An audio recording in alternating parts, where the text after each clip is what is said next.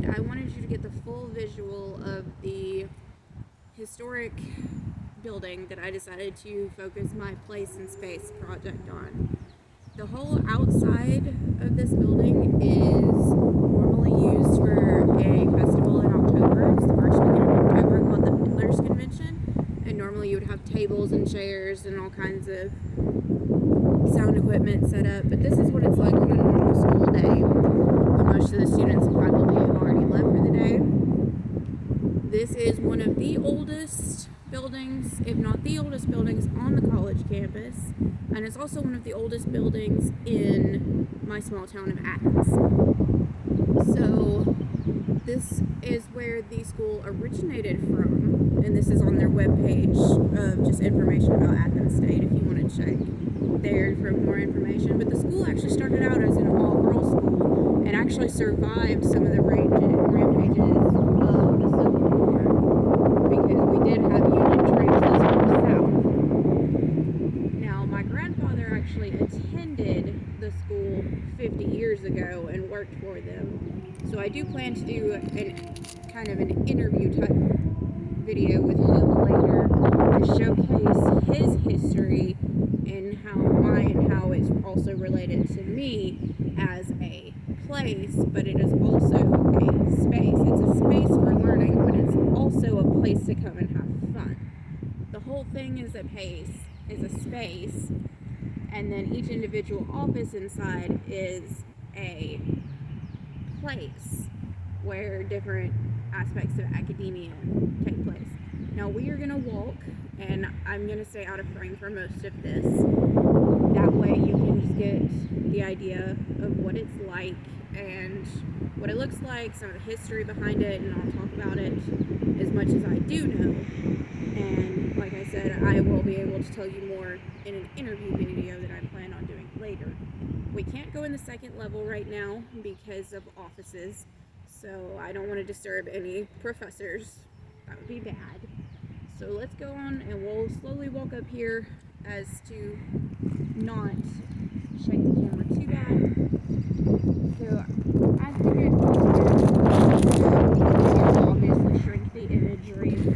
Now there is a large tree slightly to the right of Founders Hall that has been here ever since I can remember. I will put my arms around it to show you exactly how big it is around the base. But I remember as a kid when we would have the Fiddler's Convention, me and my sister and little cousin would play around the tree with other little kids that we would find. So we're going to walk over here. Now, I'm not sure if it's an oak tree or what type of tree it is, because I'm not very good at determining which type of tree is which unless it's an evergreen. It's kind of a dead giveaway there. Now, I'm going to come into the frame. I'm going to show you just how big this tree is.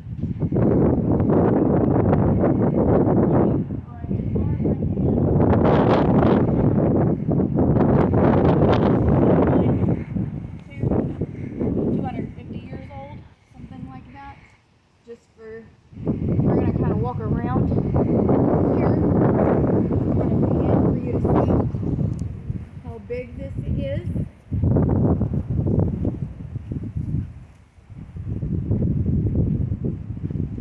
Now, I don't know how true this story is, but according to legend,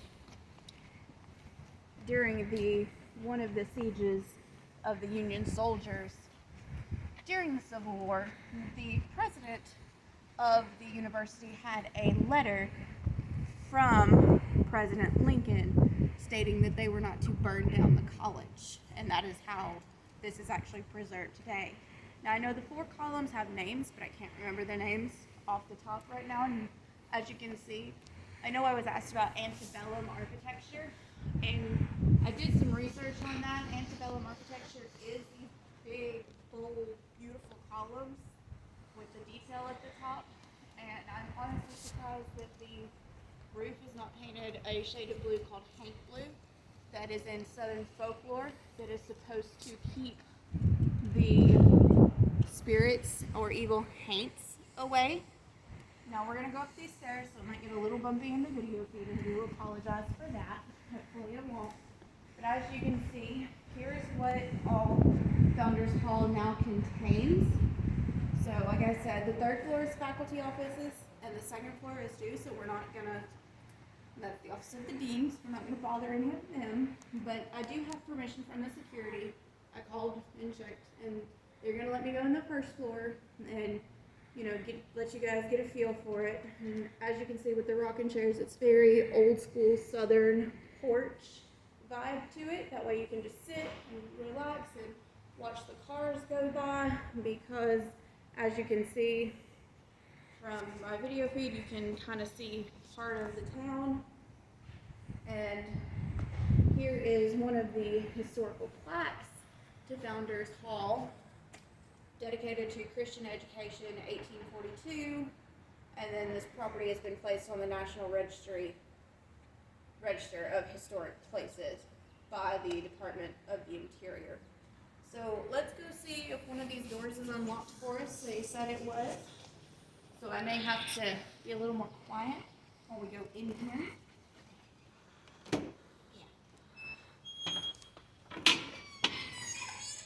So we're just going to come in here, and as you can see, it's got the very grand staircase type of deal.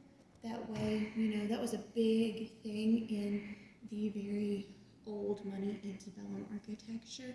The grand staircases, the grand entrance. So when you walked in, everybody knew you had money and power. And as you can see, they've probably redone the chandelier. Since this was in the 1800s, I'm definitely sure they've redone some of this. So we're going to be kind of quiet. I'm not going to go into all of Founders Hall because I don't know who's still got classes going on or anything. No, this is Miss Joanne Crutcher. She's the first Founders Queen of 1955, and that's just something that they do in their own historical culture. We're not going to go back there because that looks like it's offices, and I don't want to disturb anybody. So we're going to go this way, and I'm going to see if I can get into this room right here, because I'm not disturbing any classes or anything. Because it's set up as kind of foyer. And this is like it would have originally been used as a grand ballroom. As you can see, it's definitely set up for that. By, you know, we have a lounge area. We've got these gorgeous crystal chandeliers. And again, it's money, and money is power, especially back in the 1800s when you were old money and you had more of a class system differential then than you do now. So you have it set up for like meetings right now. The grand fireplace. I'm not sure if it's original or not, but these columns on the inside are probably as historic as the ones on the outside. And again, they align with the antebellum culture. I think they actually have similar, if not the exact same designs at the very top of these columns. And then they have the grand piano. You know, when you were in the 1800s and you were a female especially, you learned how to dance, you learned how to play the piano, you learned how to sew, you learned how to do the things that were going to make the men find you attractive, to marry up. That was your goal as a female, marry up and give birth, especially to boys. Get men back in the day, and still today sometimes, like their boys, so that they have more of an heir, they can continue the family name. Now these are some of the historic pictures, and this is, down here, this is Major Thomas McLean. He was born 1769 in Virginia and died 1845 down here, and he's one of the founders.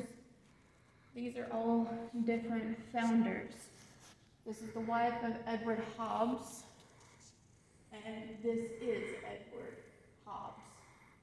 And they were born in the 1800s. These two were, except him, he's born in the 1700s. And they all three died at different point in the late 1800s. Again, with the grandfather clock, you have another testament to money and power. Personally, you don't see a lot of grandfather clocks anymore in homes. I don't know if that's because they're going towards a modernization or because, you know, they're expensive to have.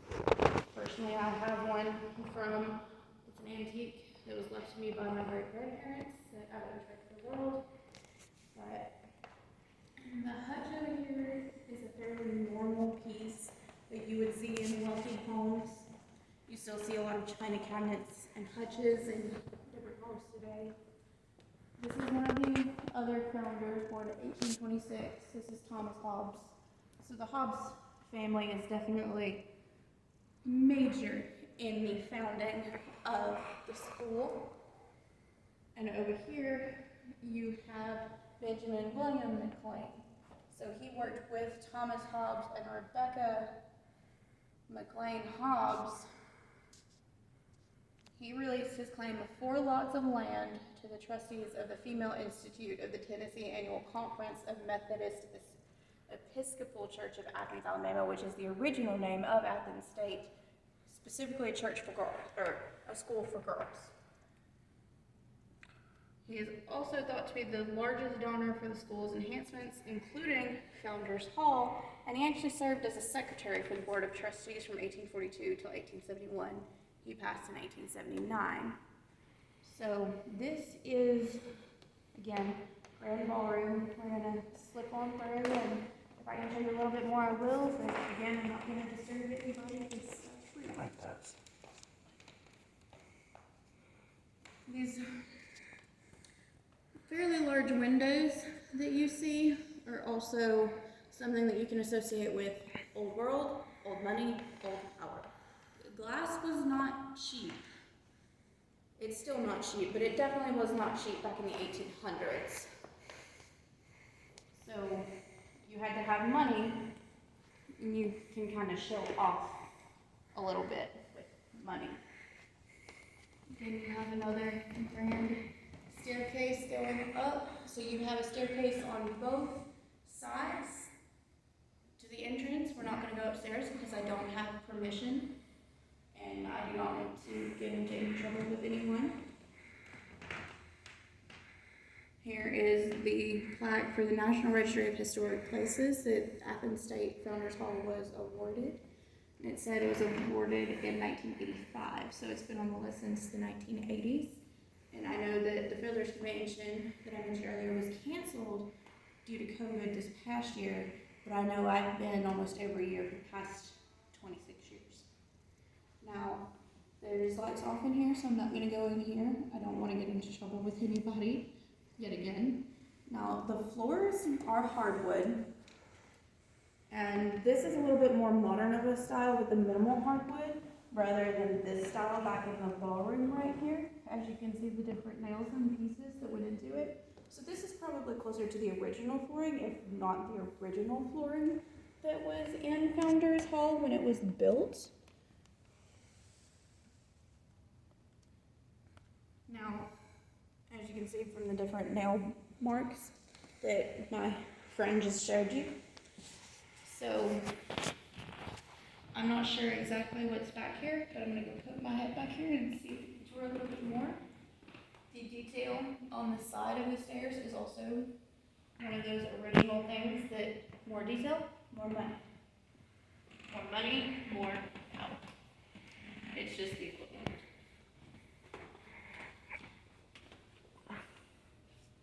Okay, that is just a kitchenette and offices. We're not going to go back there. But this is one of the most historic buildings in Athens, if not the most historic building in Athens. I'm going to take you back in the ballroom and show you a couple more pictures, and then we'll go back outside. So, I showed you the pictures of most of the founders. This is the last one. No, there's not a particular reason that I saved this one for last. This is the modern day founder of Athens State University, Tommy Carter, and this is dated 1975. So that's a little bit closer to our time period now than folks from the 1800s. This is another little resting area like they would have had. Now the ladies back in the day, since they wore all the dresses and everything, and there was no air conditioning, they had fainting couches. These are not exact fainting couches. You actually would not want to faint on these, but the fainting couches back in the day were rounded on one end and had a place for your head at the other end, so you could just go and faint onto the fainting couches. Because apparently we wore too many dresses back then and too many layers and we got too hot in the fit. So we're gonna go right outside now. That way I can just make sure that we don't disturb anybody. I would have taken you upstairs if I could have, but I don't have permission. Now, my grandfather used to work here, and according to him, there are still bullet holes on the second floor from the Civil War that you can still go and see. Now, I can't take you to see it. I wish I could, but it's in offices and upstairs, and I don't have permission. So we're gonna slip right back out here. And we're gonna be quiet so we don't disturb anybody.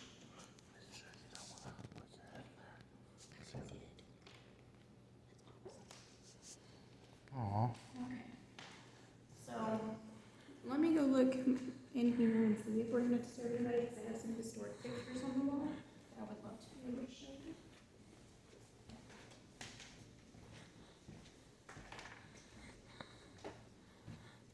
So these are some other buildings on campus that I'm just gonna pan into. And then we're not gonna stay in here too long because I don't want to disturb anybody. These are different buildings that are associated with the college that are still on campus today.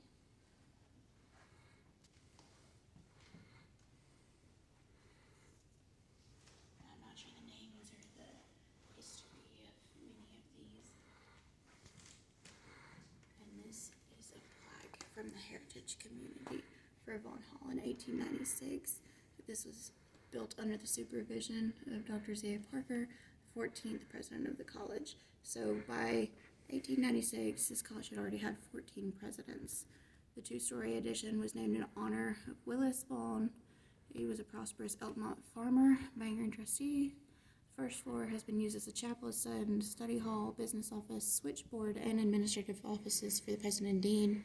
Dorm rooms, classrooms, and faculty offices have been located on the second floor. And again, that's the Heritage Committee, 1990. Now, if you're not sure what a switchboard is, it's something that they used to have to use for phone calls to connect one line to another that is automatically done for us today with the current cell phones. I'm going to show you these last two buildings in here. Now, the one on the right is Founders Hall. That's a picture-perfect photograph of it when it's got snow on it. And I'm not sure which hall the other one is, but I think it's very close to. No, I'm sorry, that's on the other side. Now again, this is the same detail that you saw with the white, being that this is brown. This looks like it was later added, but it may have been done by the same carpenter. So since these are offices, we're gonna go back outside so as not to disturb anyone. What's the last thing I need to do is disturb an academic professor or any of the other people who work in academia today. But we are going to go back outside. And now normally I would have had pulled my mask up, but I wanted you to get good audio and video quality so you could hear what I said. And since we were the only persons in the building currently, except for the ones upstairs, I did not pull my mask up. If we had encountered someone, I would have happily done that. Now, these columns are absolutely huge. Like I did with the tree, I'm going to do that again. That is me wrapped all the way around as much as I can of the column. And you can see how tall it is by my height comparatively. I'm only 5'2". Again, this goes back into antebellum culture, and you can see down here at the bottom, the concrete, you can tell it's pretty old since it's got these holes in it that are starting to chip. And that's different aspects of quality of concrete back then and what we have now. Brick is a pretty standard pattern for back then. I don't know if that's related to the antebellum culture or not. Now the wrought iron is kind of related to the antebellum architecture that I was asked about by our professor.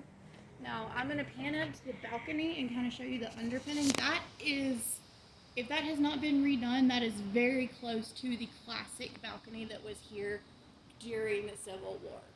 Now they probably had to redo the wrought iron since iron does tend to oxygenate and rust. So that's either been redone, repainted, something. But I'm sure they still have the balcony sturdy enough where you could walk on it. Again, I wish I could take you up there, but I apologize that I cannot. Now we're gonna back up and we're gonna pan to these windows up top. Very tippity top windows. Now those are also faculty offices right now, but back in the 50s, 50 years ago, 50s, 60s, 70s, when my grandfather attended here, this was actually used as dorms, and the basketball team had their meetings and their dorms specifically in here. Now, I did not personally go to Athens State, but I do have a long family connection to it. My great-grandfather and my grandfather both attended here. My grandfather graduated from here literally 50 years ago, 2 years ago. He had his 50th high school or college graduation reunion, and it was very neat for him to get to do that. So I'm gonna go ahead and cut the video feed, but I hope you enjoyed the tour, and as I stated, for the final project I will have another video where I'm discussing my history with my grandfather and his history connected to this specific building. Thanks, see you later.